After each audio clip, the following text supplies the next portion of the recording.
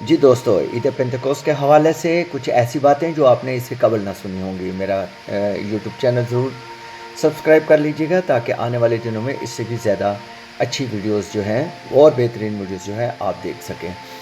Pentecost جو ہے وہ یونانی لفظ ہے جس کا مطلب ہے 50، اور یہ یہودیوں میں فصل کی کٹائی کے دنوں میں شروع ہوتے ہیں، اور ایسٹر کے بعد یہ 7واں اتوار ہوتا ہے۔ لیکن یاد رکھیے گا کہ جو ہی عید پینتیکوس کا مہینہ شروع ہوتا ہے تو یہودی پہلے دن انگور کے گچھے لے کر آتے ہیں، اور ہیکل میں پاک میز کے پاس جو ہے اس کو ہلایا جاتا ہے اور پیش کیا جاتا ہے، اور جب 50 دن پورے ہو جاتے ہیں تو پھر نہ ہی انگور اور نہ ہی گیہوں خدم کی ہیکل میں میز میں کے پاس لایا جاتا ہے، بلکہ صرف 2 روٹیاں جو گندم سے تیار کی ہوتی ہیں وہ خداوند کے حضور لائی جاتی ہیں ہلانے کی رسم کے طور پر۔ ان روٹیوں کی تصویر میں آپ کو دکھا رہا ہوں۔ انہی دنوں میں پورے اسرائیل میں یہ روٹیاں بہت بڑی تعداد میں فروخت ہوتی ہیں، اور اگر میں یہ کہوں کہ جس کی تصویر ابھی آپ یہ دیکھ رہے ہیں کہ ان 2 روٹیوں کا مطلب ایک یہودی اور دوسرے ہم جو غیر یہودی ہیں تو غلط نہ ہوگا۔ دیکھیں 2000 سال پہلے جب روح القدس نازل ہوتا ہے تو 120 کی جماعت سامنے آتی ہے۔ پھر پطرس جمع ہونے والے لوگوں سے کہتے ہیں رسول اللہ کے اعمال میں 2 باب 28 آیت میں کہ تم میں سے ہر ایک اپنے گناہ کی معافی کے لیے یسوع مسیح کے نام پر بپتسمہ لے تو تم روح القدس انعام میں پاؤ گے۔ اور پھر 3000 لوگوں نے بپتسمہ لیا۔ یہ یاد رکھنے کی چیز ہے کہ ہمیں بہت روح القدس کی ضرورت ہے، اور روح القدس جو ہے اس وقت بھی ملتا تھا اور آج بھی ملتا ہے، لیکن ہمیں اپنے آپ کو خداوند کے حضور پیش کرنا ہے تاکہ ہم بھی انہی لوگوں میں شامل ہو سکیں کہ جو پاک روح کو لینا اور پاک روح کو پانا کوئی مشکل کام نہیں ہے۔ صرف یہ ہے کہ ہم پورے طور پر اپنے گناہوں سے معافی مانگ کر ہم خداوند کے حضور حاضر ہو جائیں، اور پاک روح کے لیے دل کی گہرائیوں سے خداوند جی سے درخواست کریں، یسوع جی کو حاضر جانیں، اور ہم کہیں کہ ہاں ہم پاک روح لینا چاہتے ہیں۔ اے پاک روح ہماری زندگی میں آ۔ اور یہ بھی میں آپ کو بتا دوں، ایک بڑی خاص دلچسپ بات یہ ہے کہ جب عید پینتیکوس کے دن آتے ہیں تو یہودی ان خاص دنوں کو جب مناتے ہیں تو وہ سارا دن روت کی کتاب پڑھتے ہیں۔ یاد رہے کہ روت یہودی نہیں بلکہ غیر یہودی تھی، اور داؤد اسی روت کی نسل سے ہے، اور یسوع مسیح بھی اسی روت اور داؤد کی نسل کی لڑی ہی سے گردانے جاتے ہیں۔ تو سارا دن اسرائیل کے اندر جو ہے روت کی کتاب جو ہے چھوٹے سے لے کر بڑے تک جو ہیں وہ اس کی تلاوت کرتے ہیں۔ اور پھر ہم آگے چل کر یہ بھی دیکھتے ہیں کہ یسوع المسیح جب آسمان پر اٹھائے جاتے ہیں تو ہمارا ایمان، ہمارا یقین ہے کہ وہ اسی طرح سے پھر دوبارہ اس زمین پر آئیں گے، اور ضرور آئیں گے، اور اس سے پہلے ہمارا بھی ریپچر ہوگا۔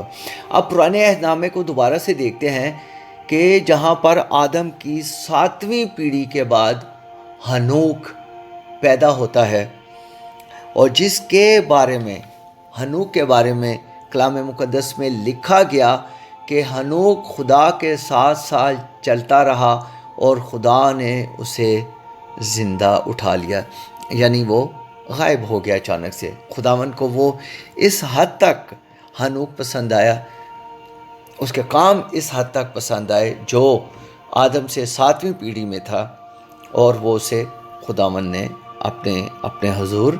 زندہ اٹھا لیا اور زندہ بلا لیا۔ یہودی روایات کے مطابق ہنوک کی پیدائش جو ہے وہ اسی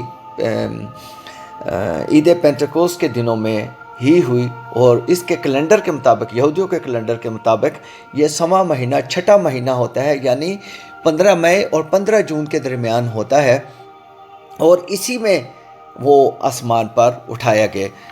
گیا۔ اور یاد رکھیں کہ جس طرح ہنوک کی پیدائش چھٹے مہینے یعنی ساون کے مہینے میں ہوئی، ساون اس کو کہا جاتا ہے، جو 15 مئی سے 15 جون تک ہوتا ہے مہینے میں ہوئی،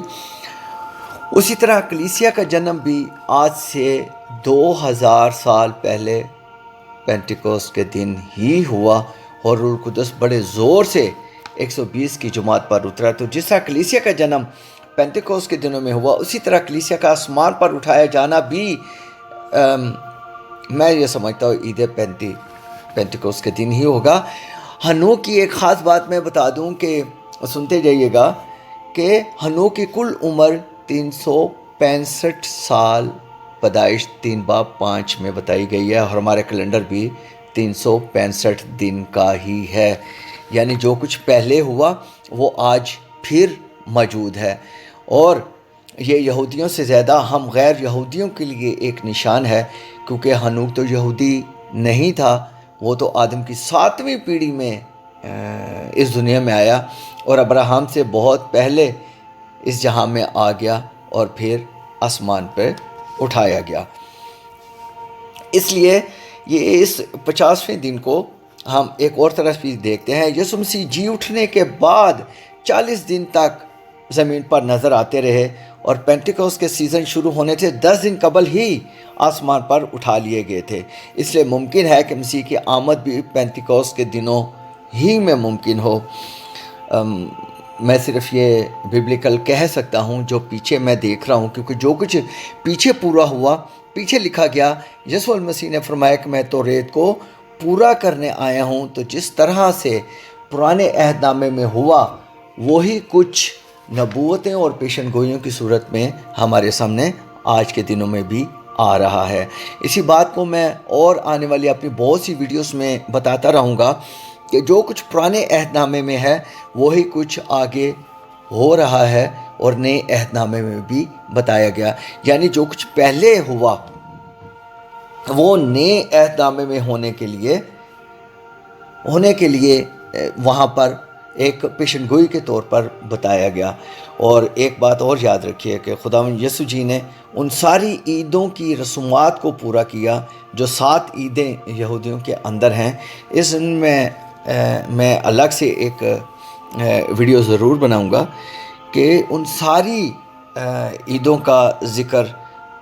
جو پرانے عہد نامہ میں موجود ہے اور بائبل میں موجود ہے، وہ نئے عہد نامہ میں ہمیں نظر آتی ہیں۔ جڑے رہیے گا میرے چینل کے ساتھ، اور ضرور ہے کہ آپ میرے چینل کو سبسکرائب کریں۔ اور یہ تھا آج کا ویڈیو جو اسی حوالے سے تھا۔ بہت شکریہ۔